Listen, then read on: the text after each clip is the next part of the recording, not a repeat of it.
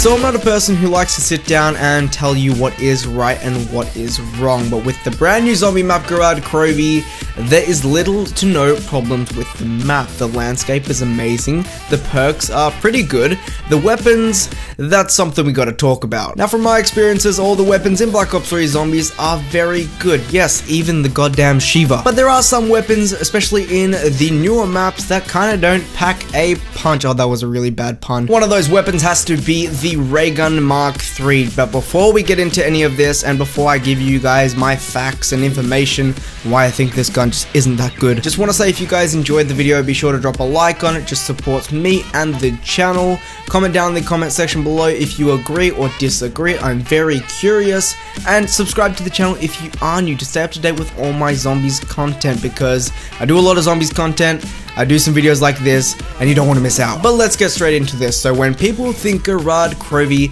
they think the PPSH, they think dragons, and they also think the Ray Gun Mark III, also known as the GKZ45 Mark III, but really, who even says that name? I mean, you don't jump into a Gorod Krovi game, grab the weapon out of the box and go, yo guys, I got the GKZ45 Mark III. Like, no one says that. I mean, like, no one says that. But anyway, this is the third installment of what is arguably one of the most iconic wonder weapons in Call of Duty Zombies history. This is the Ray Gun Mark III, and the ray gun really just has to live up to its name. Now personally, getting this weapon out of the box is pretty much a sigh of relief, because it is a very fun weapon to use. Even unpack-a-punch, it's still pretty good. Going to pack-a-punch it gets a whole lot better. But with the pros for the Ray Gun Mark IIIs, it has to come with some cons. Now I don't know about you guys, but personally I love to go for high rounds on any zombies map, either it be Shadows of Evil, The Rising Drag, even Zetsubu, I can't even say that name, and even our latest zombie map Gorod Krovi. It's so fun to go to high rounds on this map,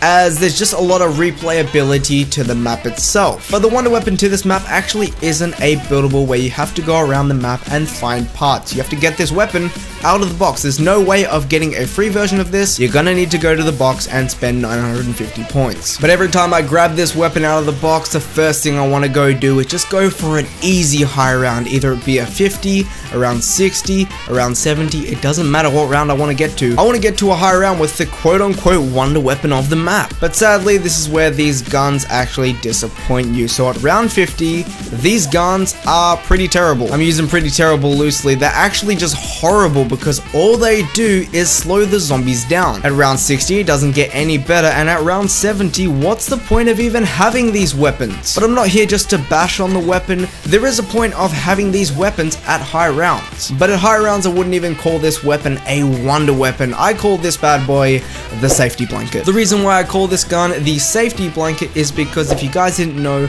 one of the options on the Ray Gun Mark III is to slow zombies down, and the other option is to use your little phaser, and if you merge them together, you get these little Apothicon Servant black holes, and they're really good for the lower rounds. But at higher rounds, it's seriously not living up to its name. You shoot a black hole, and all it does is slow down zombies. It's a good thing. It gets you from A to B with you actually not being touched, but all it does is slow down the zombies. That's why I'm calling it the safety blanket. But a question that gets tossed around is it even worth getting these weapons out of the box? Now personally, I do think it is, because you are using these weapons at high rounds to slow down the zombies, either it be when they're coming into the door, either it be when they're kind of trapped in corners. But that kind of goes into my next con about this weapon. This isn't a weapon for sticky situations. As you guys know, in zombies, you get stuck in corners, you get stuck on barriers. It doesn't matter where you get stuck, you eventually get stuck. And by having these weapons, they don't get you out of sticky situations. You'd rather use the zombie shield. Yes, the zombie shield. That buildable where you have to find 3 pieces around the map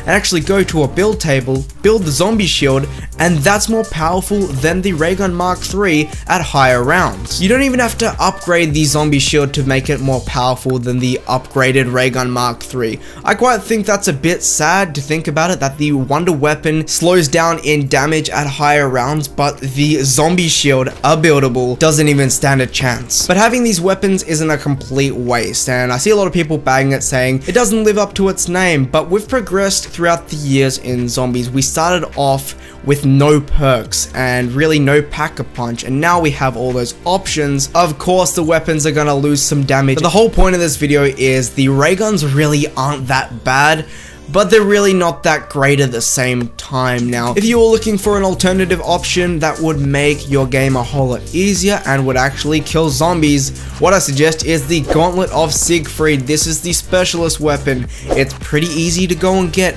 and this thing doesn't lose any damage at high rounds. It's pretty much like a Skull of Non-Subway 2.0 with dragons, and it's pretty much some crazy shit. But anyway guys, hopefully you enjoyed this video. I really just wanted to put this video out talking about the Ray Gun Mark IIIs and what my experiences are with this weapon. If you enjoyed this video and want to see more like this, be sure to drop a like on it. Showed you guys really supported my video. Subscribe to the channel if you are new to stay up to date with all my zombies content, and comment down in the comment section below, what do you think about the Ray Gun Mark IIIs? Do you like them being in Gorod Krovi, or do you trade them out at high rounds for like a Shiva or some shit like that? I'm very curious. Comment it down in the comment section below. But that's going to be today's video guys. I'm going to be seeing you in the next one. Peace out and goodbye.